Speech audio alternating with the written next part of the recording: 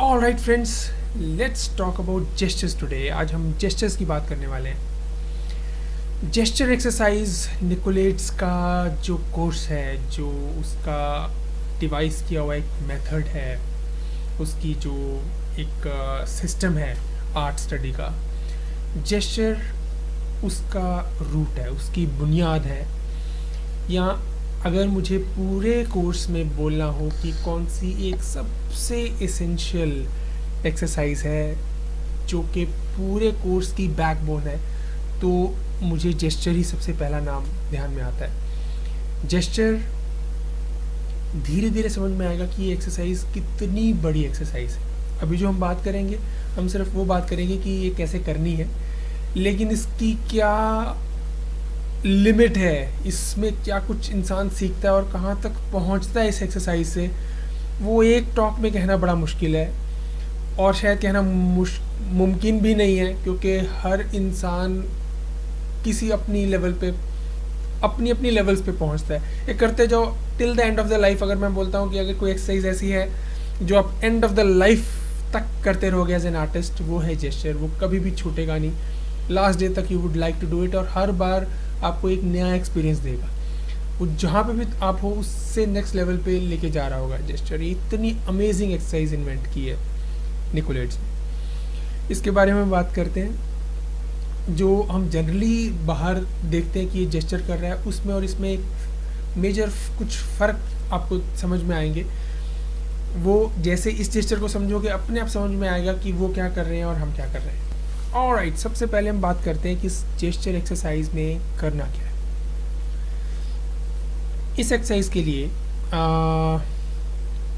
हम एक मॉडल इस्तेमाल करेंगे, लाइव मॉडल। जबकि ये लाइव मॉडल के अलावा और भी कई चीज़ों के साथ किया जा सकता है, कई सोर्सेज के साथ किया जा सकता है, वो हम बाद में बात करते हैं। लेकिन आइडियल कंडीशन में हम पहले डिस्क्राइब करें कि इस एक्सरसाइज में करना क्या है।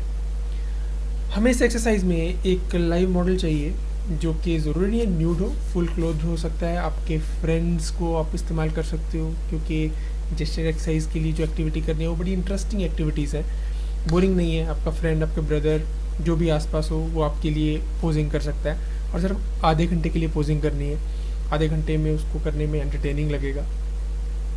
मॉडल को करना क्या है कि आधे घंटे के सेशन में उसने एक एक मिनट के बाद कॉन्टीन्यूसली पोजेस चेंज करने हैं। और आइडियली फॉर लर्निंग पर्पस शुरू में रिकमेंडेड है कि वो सारे पोजेस बड़े डायनामिक पोजेस लें। डायनामिक पोजेस मतलब कि स्पोर्ट्स के पोजेस हो रहे हैं, एक्शन के पोजेस हो रहे हैं, बड़े स्ट्रॉन्ग पोजेस हो रहे हैं। सटल पोजेस, हल्के और जो बहुत कम एक्शन वाले हैं, वो शुरू में मत लेना। स्टडी करना थोड़ा मुश्किल रहता है, बाद में हम ज़रूर करेंगे जब हमने सिर्फ इमोशंस को चेंज करके जो जेस्चर चेंज होता है, हमने जब उसको स्टडी करना हो, वो हम बाद में करेंगे। शुरुआत में take very strong actions, very strong gestures. Sports का, somebody is hitting somebody, कोई स्ट्रोक खेल रहा है, कोई डांस मूव है, कोई जंप है, कोई स्टूप करके कुछ नीचे से उठा रहा है, नीचे झाड़ू लगा रहे हैं, या ऊपर से कुछ उठाने की कोशिश कर रहे हैं। तो इस तरह के पोजेस कॉन्टीन्यूसली 60 सेकेंड्स में चेंज करते रहना है। यानी एक पोज लिया मॉडल ने और उसमें रुके रहे, फिर अगला पोज लिया, फिर उसको 60 सेकेंड्स में के लिए रुके रहे। इस तरह से आधा घंटा ये कॉन्टीन्यूस एक्सरसाइज है जो मॉडल करता जाएगा विदाउट रुके हुए, विदाउट टॉकिंग और विदाउट एनी पॉज। और जो स्टडी करने वाला है उसको हमने ऑलरेडी एक रिकमेंडेड साइज़ बताया हुआ है कि एक किस साइज़ का पेपर लेना है, एंड एक बोर्ड जो जिसके ऊपर सारे के सारे पेपर्स पिन्ड होंगे with binder clip, ideally binder clip के साथ उसको क्लिप किया होगा।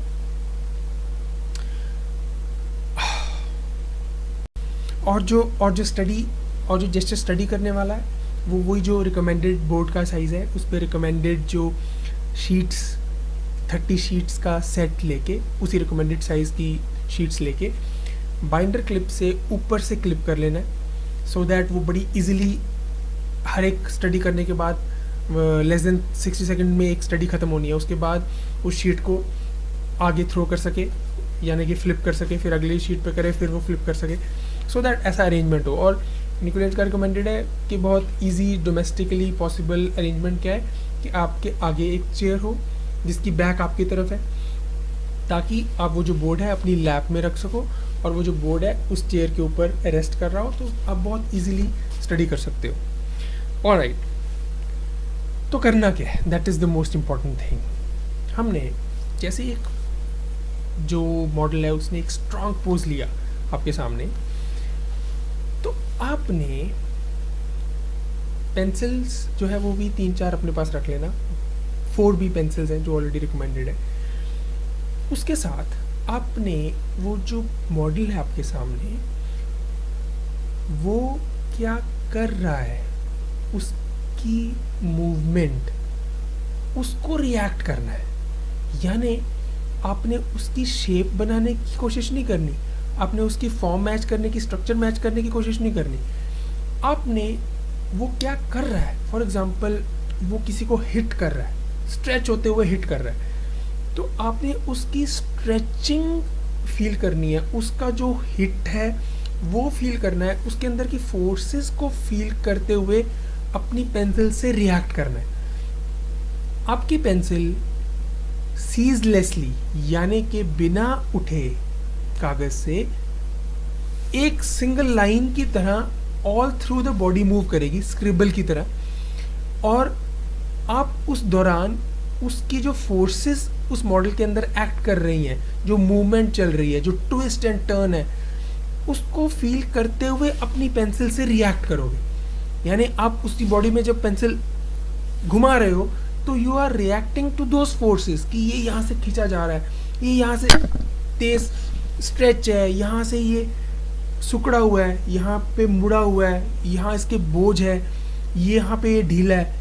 यानी उसके अंदर की फोर्सेस को फील करते हुए आपने अपनी पेंसिल को ऑल थ्रू जाने देना है। आप उसकी आउटलाइन नहीं बनाओगे, आप उसकी शेप नहीं बनाओगे, आप उसकी मूवमेंट बना रहे हो। तो अगर इसको निकोलेट बोलते हैं, अगर किसी ने क्लेंच की हुई है फिस्ट और जॉ थ्रस्ट किया हुआ है, तो you are making the clenching, you are not making the fist. आप उसकी क्लेंचिंग बना रहे हो, आप उसकी थ्रस्ट बना रहे हो, उसका जोर बना रहे हो, फेस नहीं बना रहे, बॉडी नहीं बना रहे।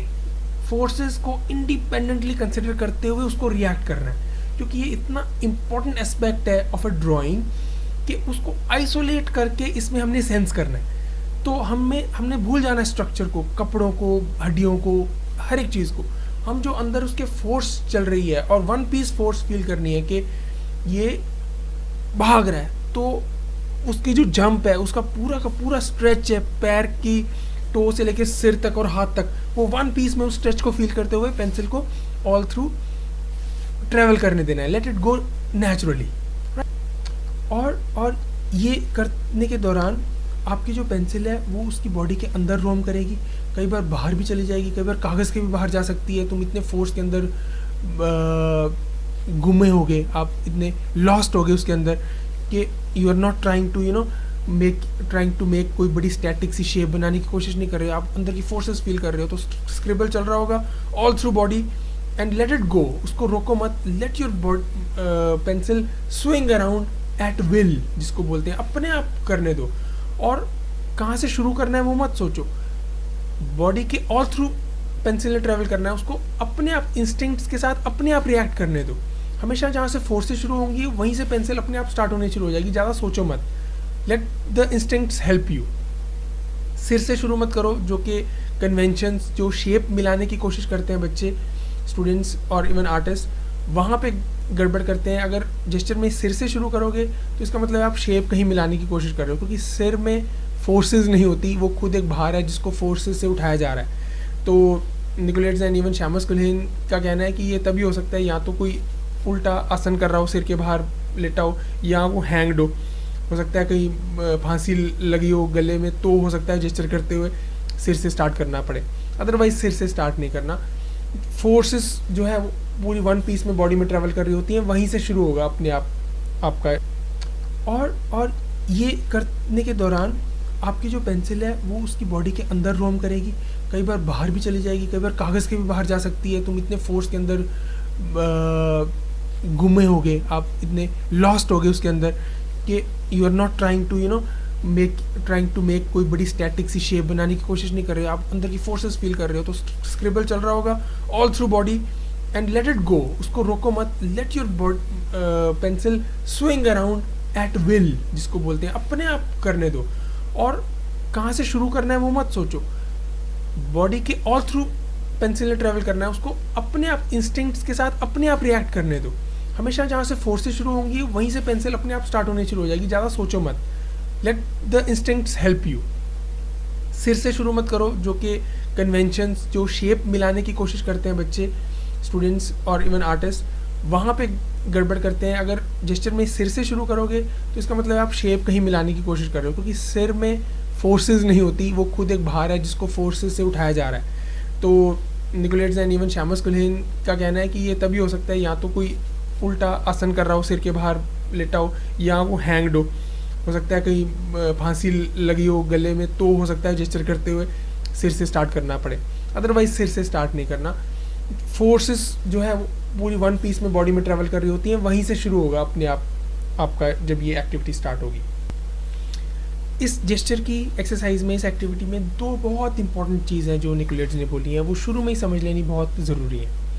पहली चीज़ कि फर्स्ट 5 सेकेंड्स में try to put something down of whole of the body on paper. तो यानी जो पहला 5 सेकेंड है उसमें कोशिश करो एक बार पूरी बॉडी कवर करनी है।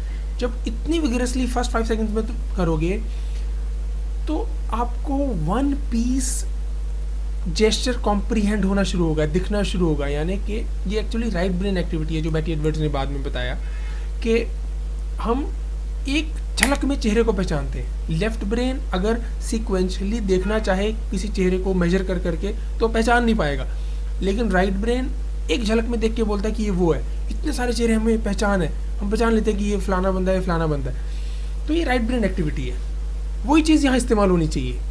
फर्स्ट 5 सेकेंड्स में पूरे जेस्चर को फेंकने की कोशिश करो। उससे क्या होगा कि आपको जो जेस्चर है उसका मीनिंग पकड़ में आएगा, आप उसके शेप एंगल्स में खोगे नहीं, गुम नहीं होगे, आप सीधा उसका मीनिंग पकड़ोगे, व्हाट इज ही डूइंग पे जाओगे कि वो क्या रहा है। यानी हमारे सामने अचानक से कोई आके एकदम से ये करे तो हमें पता चलता है कि हमें मारने लगा, एकदम से आया 1 सेकंड में हम पहचान जाते हैं कि इसका मीनिंग क्या था, ये हमें मारने लगा। अदरवाइज ये कैलकुलेट करने लगे तो बड़ा मुश्किल है कि कौन से एंगल से वो था जिसका मीनिंग है कि ये मेरे को मारेगा। लेकिन हमारा जो राइट ब्रेन है वन पीस में पकड़ता है कि इस एक्सप्रेशन का मीनिंग क्या है। हम एकदम से किसी को देखते हैं, हम बोलते हैं अरे बड़ा उदास लग रहा है, तो कैसे कॉम्प्लिकेटेड इन्फॉर्मेशन हम पकड़ लेते हैं, ये राइट ब्रेन करता है। तो उसी राइट ब्रेन को ड्राइंग करने में इस्तेमाल करना है। तो वही वाली नज़र, वही वाला सेंसेशन, वही वाला माइंड ड्रॉ करने में इस्तेमाल करना है जो हम ऑलरेडी देखने में इस्तेमाल करते हैं। तो ये जब हम करेंगे इतनी विगरसली तो 5 सेकेंड्स में हमें वही हैबिट पड़ जाएगी कि हमारा वही ब्रेन एक्टिव होगा और वो बड़ा सही गिराना शुरू करेगा, बहुत क्विकली सही मीनिंग गिराना शुरू करेगा। चाहे एंगल्स और शेप नहीं भी मिल रही हो तब भी मीनिंग सेम रहेगा, लगेगा कि हाँ वो भी मारने लगा था, ये भी मारने लगा है, तो मीनिंग दोनों का सेम रहेगा। तो कहने का मतलब कि क्या पॉइंट है, फर्स्ट 5 सेकेंड्स में वन पीस में गिराने की कोशिश करनी है, जैसा भी गिरे स्क्रिबल, उससे तुम फोर्स करोगे अपने आप को वन पीस में कॉम्प्रीहेंड करने का, एक पीस में जेस्चर देखने की हैबिट आपको पड़ेगी। तो फर्स्ट 5 सेकेंड्स में आपको ने गिराया, उसके बाद you keep on continuing to react with the forces कि ये कहाँ से खिंचा जा रहा है, कहाँ से ढीला है, कौन सी टांग पे बोझ है, कौन सी टांग ढीली है, किधर मुड़ा हुआ है, कैसे गर्दन ने इस सिर को किस तरफ से इसका बोझ उठाया हुआ है। तो वो सारा let it feel one piece में चलते हुए, यानी कि पेंसिल को उठाना नहीं है कि पहले बाजू के अंदर फील किया फिर इधर फील किया, ऐसे नहीं, let it roam vigorously all through the body, right. दूसरी इंपॉर्टेंट चीज़ जो इस एक्टिविटी पे हम बात कर रहे थे, पहली एक्टिविटी ये पहली चीज़ तो हुई कि फर्स्ट 5 सेकेंड्स में गिराना है। दूसरी इंपॉर्टेंट चीज़ क्या है कि जेस्चर की एक्सरसाइज एक टेक्टाइल एक्सपीरियंस है। टेक्टाइल एक्सपीरियंस जैसे कंटूर टेक्टाइल एक्सपीरियंस है ना, फिजिकल एक्सपीरियंस है, हम बॉडी से टच को फील करते हैं, वैसे ही जेस्चर है। इसमें क्या करना है, ये जो हम अभी बातें कर रहे हैं ये जो करना है, लेकिन ये करने के लिए टेक्टाइल एक्सपीरियंस क्या होना चाहिए, जो भी चीज़ सामने मॉडल फील कर रहा है अपनी बॉडी में, आपको वही सब चीज़ें अपनी बॉडी में फील करनी है। निकोलेट्स बोलते हैं कि जब तक जो मॉडल कर रहा है, मान लो वो मॉडल ने बहुत खींच के किसी चीज़ को उठाने की कोशिश की, अगर तुम वही वाली खिंच, वही वाली फोर्सेस, वही वाला ट्विस्ट, वही वाला पेन अपनी बॉडी में फील नहीं करोगे जो मॉडल फील कर रहा है, अगर आप अपनी बॉडी में फील नहीं करोगे तो आप जान ही नहीं पाओगे कि वो क्या है, वो क्या है। और अगर आप जान ही नहीं पाओगे कि वो क्या है तो आप बनाओगे कैसे? हम जब बिना जाने बनाते हैं तो हम शेप्स मैच करते हैं, और निकोलेट्स की भाषा में वो एक मैप है, वो एक प्लान है, वो ड्राइंग नहीं है। ड्राइंग वो है जब करने वाला पहले जानता है, समझता है कि वो क्या है, फिर उसको रिएक्ट करता है पेपर पे। तो जेस्चर करने की सबसे बड़ा ट्रिक या ट्रिक ऑफ द ट्रेड क्या है, या नुक्ता क्या है सबसे बड़ा, वो ये है कि आपको मॉडल के अंदर की मोटिवेशंस को फील करना है। पहली स्टेजेस में हम फोर्सेस की बात कर रहे हैं, आगे जाके हम इमोशन की बात करेंगे अगले लेवल पे। अभी के लेवल में हम बात कर रहे हैं कि आपको जो भी उस मॉडल के बॉडी में चल रहा है वो अपनी बॉडी में फील करना है।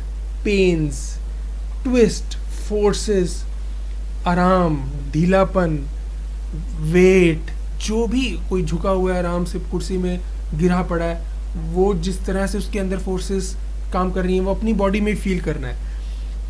तो पहले वो फील करना है, फिर ही आपकी पेंसिल उन फोर्सेस को रिएक्ट करेगी ऑन पेपर। अगर तुम अपनी बॉडी में फील ही नहीं करोगे तो तुम्हें पता ही नहीं चलेगा फोर्सेस कहाँ एक्ट कर रही हैं, तो आपकी पेंसिल रिएक्ट किस चीज़ को कर रही है, फिर तो वो फिर से शेप बनाने लग जाएगी या काला करके शेडिंग करने लग जाएगी। ना शेडिंग करनी है ना पेपर काला कर रहे हैं हम तो एक बहुत ही एक्टिव एक्सपीरियंस कर रहे हैं जेस्चर करते हुए। कागज़ पे तो जो उतर रहा है वो बाय प्रोडक्ट की तरह है, स्क्रिबल की तरह है, वो कैसा भी हो चलेगा, उसको कागज़ को हमने फेंकना है, दैट डज नॉट मैटर। इसलिए जेस्चर अपने आप को प्रेजेंट करने के लिए या दिखाने के लिए नहीं होती, जो लोग समझते हैं, जो नेट पे डालते हैं। Real gesture exercise is a very strong exercise जो कि आपको आर्टिस्टिकली बहुत ग्रो करती है। तो ये इसलिए नहीं होती कि हम दिखाएं कि देखो हमारे कितने अच्छे जेस्चर आ रहे हैं, क्योंकि जो दिखाया जा रहा है वो जेस्चर है ही नहीं। जेस्चर एक्सरसाइज फील करने की एक्सरसाइज है, दिखाने की एक्सरसाइज नहीं है। तो आपको अपनी बॉडी में वो सारी फोर्सेस फील करनी है जो सामने मॉडल के अंदर चल रही हैं, सारे मसल्स फील करने हैं। अगर वो नहीं किया तो जेस्चर की एक्सरसाइज ही नहीं शुरू हो सकती। तो पहले फील करना है, फिर वो हमने रिएक्शन शुरू करना है towards all the forces on paper and let it गो विग्रेसली। अपने आप नॉलेज ऐड होगी विदाउट एनी सुपरफिशियल लेक्चर्स और एनी डेमोस्ट्रेशंस। ये एक्सरसाइज खुद से सीखने वाली एक्सरसाइज है, इससे खुद ज्ञान बढ़ता है। इसलिए निकोलेट ने आज तक कोई ड्राइंग करके नहीं दिखाई, उसने ऐसी एक्सरसाइज बताई कि जो कोई भी करेगा उसको खुद ही वो नॉलेज अंदर आ जाएगी। That's the miracle of Nicolet's exercises. Alright, तो एक बात को मैं दोबारा एम्फेसाइज करता हूँ जो पहले जिक्र कर चुके हैं कि जेस्चर करते हुए आप ये नहीं बना रहे कि वो कैसा दिखता है, या इवन आप ये भी नहीं बना रहे कि वो क्या है, आप ये बना रहे हो कि वो क्या कर रहा है, व्हाट इज़ इट डूइंग, उसका एक्शन बना रहे हो, उसको नहीं बना रहे। ये बहुत अजीबोगरीब चीज़ है, वो करते हुए खुद ये चीज़ समझ में आनी शुरू हो जाती है। आप इंसान नहीं बना रहे, आप उसकी शेप नहीं बना रहे, वो क्या कर रहे हो, कर रहा है वो बना रहे हो, तो उसकी डूइंग को रिएक्ट कर रहे हो। तो you just react to the forces and doing on paper. पहले अपनी बॉडी में फील करो, फिर रिएक्ट करो on paper to those actions and to that movement. Right, alright, अब हम बात करते हैं कि जेस्चर करने के लिए हमें क्या क्या सोर्सेज लेने चाहिए। जैसे हमने पहले बात की कि सबसे पहला सोर्स तो है कि अगर हमारे सामने कोई पोज करने के लिए तैयार हो जाए, हमारा कोई फ्रेंड, चाहे वो क्लोथ्ड हो जाए, थोड़े टाइट कपड़े पहन ले, ज़रूरी नहीं है फुल न्यूड हो, क्योंकि यहाँ हमने एक्शन को रिएक्ट करना है, हमने उसके कंटूर्स को, फॉर्म को, एनाटॉमी को स्टडी नहीं करना। अपने फोर्सेस को रिएक्ट करना है तो वो हम वैसे ही फील कर सकते हैं हमारे सामने कोई विद क्लोथ्स भी कर रहा हो तो कुछ टाइट क्लोथ्स के साथ हमारा कोई फ्रेंड या कोई भी हमारे को जो हेल्प करना चाहे, या हम किसी को पे करके आधे घंटे के लिए अगर कोई फ्रेंडली तौर पे थोड़ा बहुत गिफ्ट दे के कोई हमारे सामने पोस्ट कर दे, वो भी अच्छा है। कई बार बहुत बार हुआ है कि हमारे जो काम करते हैं उनको हम रिक्वेस्ट कर दें कि आपको इतने से पैसे दे देंगे, आप थोड़ी देर आधा घंटा ही कर दीजिए।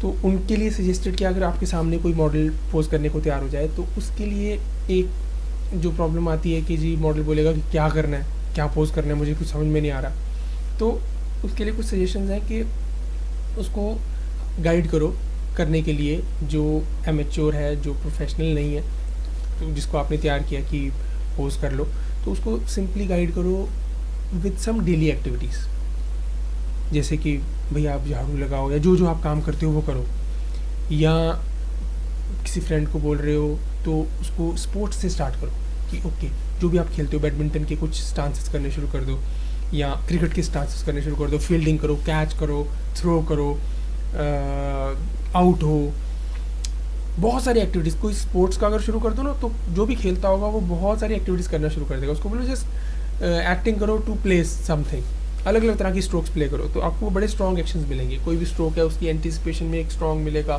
फुल जब एक्शन ले लिया वहाँ पे एक पोज मिलेगा।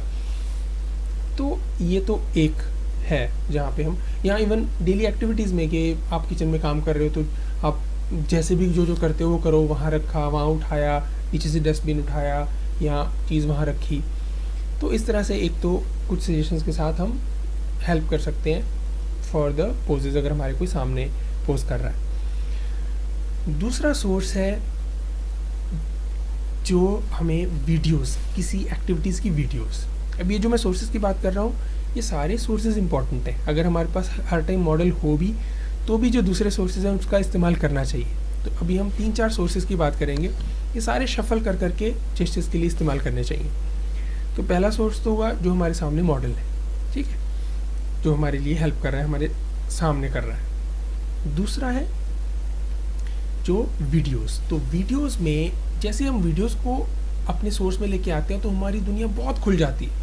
तो इतने ऐसे जेस्चर स्टडी करने पॉसिबल हो जाते हैं जो अदरवाइज़ हमारे सामने कोई पोज कर ही नहीं सकता था और उतने नेचुरल हो भी नहीं सकते थे। वीडियो का एडवांटेज क्या होता है कि हम प्ले करते करते जब उसको पॉज करते हैं तो हमारे अंदर ये एस्टेब्लिश होता है कि ये फ़ोटो नहीं है, तो हम उसको रियल की तरह ही देखते हैं क्योंकि वो इन स्पेस मूव करता हुआ फिर अचानक हमने रोका होता है तो हमें लगता है कि इट्स रियल, तो हम उसकी real forces in movement feel कर पाते हैं स्पेस में मूव करती हुई, बजाय कि हम उसको एक फ़ोटो की तरह देखें, क्योंकि इसमें फ़ोटो की तरह या शेप की तरह नहीं देखना होता। जेस्चर इज़ नॉट समथिंग जिसमें हम शेप देखते भी हैं, हम तो सिर्फ उसका अंदर की मूवमेंट फील करते हैं, फोर्सेस फील करते हैं, डूइंग फील करते हैं, व्हाट इज हिज डूइंग वो कॉम्प्रिहेंड करते हैं, हम शेप तो भूल ही जाते हैं। तो वीडियोस में अगर अपने वीडियो सोर्स लेना शुरू कर दिया तो इतने खजाना खुल जाता है। आप किसी भी स्पोर्ट्स का वीडियो ले लो, आप किसी स्पोर्ट्स की जो ट्यूटोरियल्स चल रहे हैं या कोच डेमोन्स्ट्रेशन दे रहा है स्ट्रोक्स की वो ले लो, या रियल चल रही है, बास्केटबॉल चल रही है, WWF चल रही है, जूडो, कराटे, हर तरह के स्पोर्ट्स, टेनिस का कोई भी video low, you start doing gesture, amazing experience होगा। रादर आपको ऐसा लगने लग जाएगा कि जैसे gesture exercise is a window towards the world. तो हर बार कोई नई दुनिया एक्सपीरियंस करने के लिए you would like to do half an hour gesture की, आधा घंटा जेस्चर करते हैं, उसमें आज हम अलग दुनिया देखेंगे, आज मैं गोल्फ को एक्सप्लोर करूँगा, आज मैं आइस हॉकी को एक्सप्लोर करूँगा, तो उसके जेस्चर करोगे तो उसकी वो दुनिया आपके सामने खुलेगी। तो एक बड़ा लाइफ टाइम एक्सपीरियंस हो जाता है टू एक्सपोज अपने एक्सपीरियंस को बढ़ाने के लिए, अपने एक्सपोजर को बढ़ाने के लिए, ठीक है। इवन डांस वीडियोस बहुत ज़बरदस्त रहती हैं, अलग अलग तरह के डांस वीडियोस को इस्तेमाल करो, अलग अलग डांस फॉर्म्स है दुनिया में बड़े ब्यूटीफुल, तो हर बार कोई नया डांस फॉर्म लेके उसकी जेस्चर्स करो। मार्शल आर्ट्स हैं, बड़े ब्यूटीफुल मार्शल आर्ट्स अलग अलग कंट्रीज़ के, उनको एक्सप्लोर करो। स्वॉर्ड्स के मार्शल आर्ट्स हैं वो देखो, ठीक है। तो ये सेकंड सोर्स हुआ। थर्ड है फोटोग्राफ्स, जो कि वीडियोस की तरह ही है। कहीं अगर लग रहा हो वीडियोस नहीं काम कर रही तो कई बार फोटोग्राफ्स भी यूज़ की जा सकती हैं, लेकिन वीडियो ज़्यादा मज़ेदार रहती हैं, राइट। ऑलराइट, अब है हमारा चौथा सोर्स जो है बहुत ज़्यादा इम्पॉर्टेंट, लेकिन वो बिल्कुल इनिशियली कई बार यूज़ करना मुश्किल हो जाता है, वो है रियल लाइफ, बाहर चले जाना, आउटडोर्स में। उसमें सिर्फ एक दिक्कत क्या होगी कि आपको कंट्रोल्ड एनवायरनमेंट नहीं मिलेगा। कोई चलता हुआ ये नहीं बोलेगा कि 60 सेकंड के लिए मैं रुका हूँ, वो ले मेरा कर ले जेस्चर। ना स्पोर्ट्स करते हुए, ना चलते हुए, नहीं, या मार्केट में कहीं पे भी कोई रुकने वाला तो है नहीं कि भैया तू जेस्चर कर रहा है मैं तेरे लिए रुक जाता हूँ। तो एकदम मूविंग चीज़ें हो रही हैं। तो एक बार जब पहला शेड्यूल होने के बाद आप फ्लैश जेस्चर वगैरह कर लेते हो, फिर आपको थोड़ा आइडिया हो जाता है कि बाहर वाली चीज़ को कैसे यूज़ करना है। जैसे आपके फ्लैश जेस्चर्स या मेमोरी जेस्चर्स शुरू होंगे, तो आपको ये आएगा कि कैसे हम बाहर जेस्चर कर सकते हैं, क्योंकि वहाँ हमने एक झलक में पकड़ना होता है जेस्चर को, क्योंकि सब हिल रहे हैं। तो वो आगे की स्टडीज़ के लिए बहुत बेहतरीन रहता है। कई स्टडीज़ हैं जेस्चर की जो आगे आएंगी, जिसमें ये वाला सोर्स बहुत कामयाब रहता है और बहुत अच्छा रहता है। तो उसको तब हम यूज़ करेंगे, और लाइफ टाइम हम चारों तरह के सोर्सेज, और भी शायद सोर्सेज कई हों, मेरी नज़र में ये सोर्सेज हैं जो बहुत कॉमन है और बहुत रिच है। तो ये सोर्सेज तो हमेशा इस्तेमाल होते ही रहते हैं। जो पहला हुआ लाइव मॉडल, फिर हुआ वीडियोस, फिर फोटोग्राफ्स, फिर आउटडोर से बाहर जाके हमने अलग अलग तरह के लाइफ में जाके हमने जेस्चर्स करने हैं। Right, thank you.